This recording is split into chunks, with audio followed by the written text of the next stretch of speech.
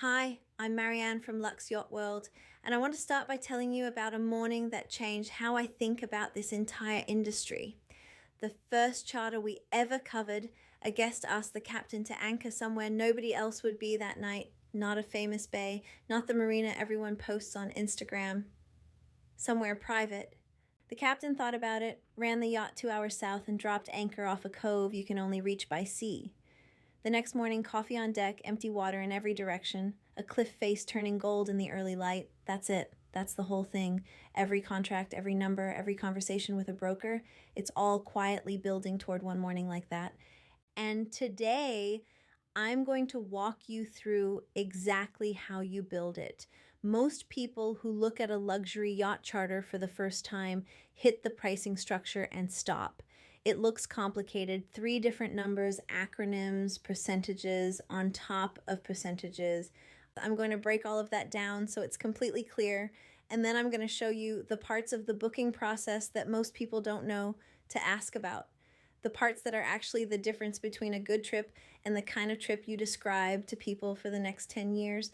Let's start with the money, because once you understand it, everything else is easier. There are 3 numbers: the base rate, the APA, and the tip. The base rate is what you pay to have the yacht and its crew for the week. That number covers the captain, the chef, the crew, their wages, the insurance on the vessel, and standard provisioning. Think of it as the cost of the machine and the people running it. On top of that comes the APA. That stands for Advanced Provisioning Allowance, and it typically runs 30 to 35% of the base rate. That money is not profit for the charter company. It's a working float. A budget held in escrow that pays for fuel while you're underway, the food and beverages your chef is buying at market, dockage fees when you come into port, and any excursions or extras you add during the week. At the end of the charter, the captain gives you a full reconciliation. If the float came in under budget, you get the difference back. If the itinerary pushed fuel higher than expected, say you decided to run further south one evening, you settle the overage then. The third number is the tip. Industry standard is 10 to 15% of the base rate, paid directly to the crew at the end of the trip if they delivered. And here's what I want you to understand about that number. It isn't an obligation, but it is a culture. These crews work 7 days straight, often in tight quarters with almost no privacy, doing everything from navigation to plating your dinner. When the service is exceptional, the tip reflects that. When a crew goes out of their way to anchor somewhere private because a guest asked, that's exactly what the tip is for. 3 numbers: base rate, APA, tip. Once those are clear, the pricing feels completely logical. Now let's talk about the booking process itself, because this is where most first-time charterers leave value on the table. The first call you should make is to a broker. Not directly to a yacht owner, not to a listing platform, a broker. A good broker has inspected yachts personally, knows which captains run a tight ship and which ones are coasting, and can match your group to a vessel that actually fits.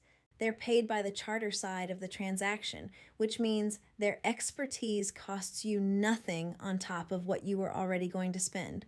Once you've selected a yacht, you'll work within what's called an MYBA contract, the Mediterranean Yacht Brokers Association standard. It governs everything: the deposit schedule, cancellation terms, what happens if the vessel becomes unavailable.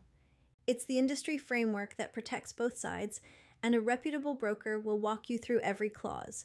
But here's the piece that separates a good charter from a great one, and most people treat it as an afterthought: the preference sheet. Before you board, the yacht will send you a detailed questionnaire.